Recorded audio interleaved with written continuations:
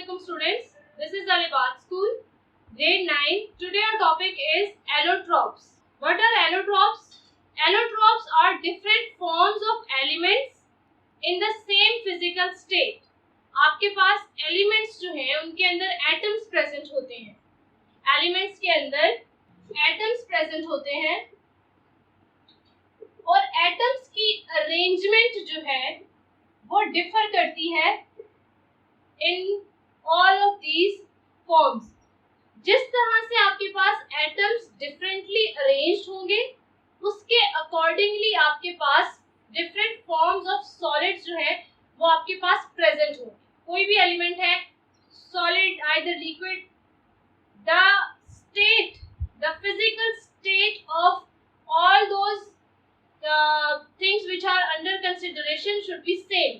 अगर आप किसी भी एलिमेंट की एटम्स की अरेंजमेंट को कंसीडर कर रहे हो तो आपके पास जो फिजिकल स्टेट है वो सबकी सेम होनी चाहिए. मतलब कि अगर आप एक ही एलिमेंट के फॉर एग्जांपल हम कार्बन की अरेंजमेंट्स को देखते हैं तो कार्बन में हमारे पास तीन तरह की अरेंजमेंट्स एग्जिस्ट करती हैं. One is diamond, second is graphite and third is bulky balls.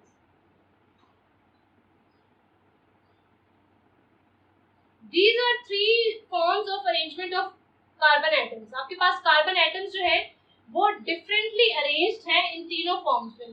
Mainly they are carbon, है carbon atoms ही, लेकिन उनके अंदर जो atoms की arrangement है वो different है.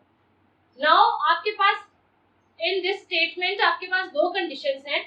एक ये कि आपके पास arrangement of atoms differ होनी चाहिए और सेकंड कंडीशन इज कि उनकी फिजिकल स्टेट हमारे पास सॉलिड, लिक्विड, गैस, आपके पास जो फिजिकल स्टेट है वो आपके पास सेम होनी चाहिए. ओके, आपके पास ये तीनों जो है they are present in the form of solids. Okay, now आपके पास जो डायमंड है इसके अंदर हर कार्बन एटम जो है वो सराउंडेड है by other 4 carbon atoms.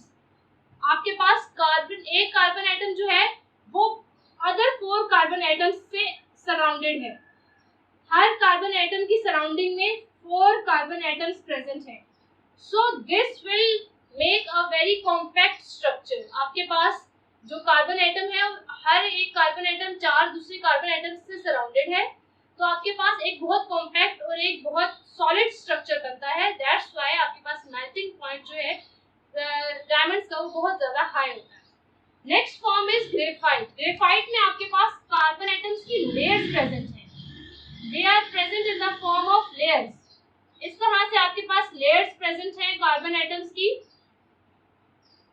And when you will heat graphite तो आपके पास ये वाली जो लेयर्स हैं ये पास कर सकती हैं वन ओवर एन अदर. आपके पास एक दूसरे के ऊपर जो है ये स्लाइड कर सकती हैं, पास ओवर कर सकती हैं. So that's why the melting point of graphite is lower as compared to diamond. आपके पास जो graphite का melting point है that is less as compared to diamond.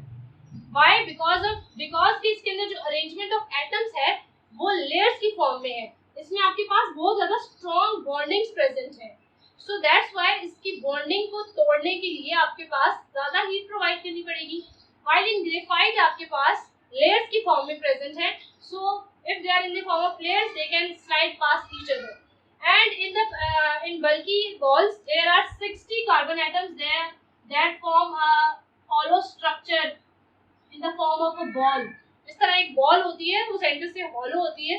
Likewise आपके पास bulky balls में भी कार्बन एटम से अरेंज किया होता है खुद को in the form of a ball. So इसका melting point is lower as compared to graphite. So these are the 3 forms of carbon. Carbon की 3 forms है एंड इनमें डिफरेंस क्या है? They all are solids. और इनमें डिफरेंस क्या है? अरेंजमेंट ऑफ एटम्स का. कि एटम्स की जो कार्बन के जो एटम्स है उनकी जो अरेंजमेंट है वो डिफरेंट है in all of these. Basically they are carbon. Okay, now here some other examples are given and these different forms are known as allotropes. आपके पास ये जो डिफरेंट फॉर्म्स है एक ही एलिमेंट इज कार्बन एंड इसकी different forms present है आपको प्रेजेंट है on the basis of arrangement of atoms. So these are the different forms of an element.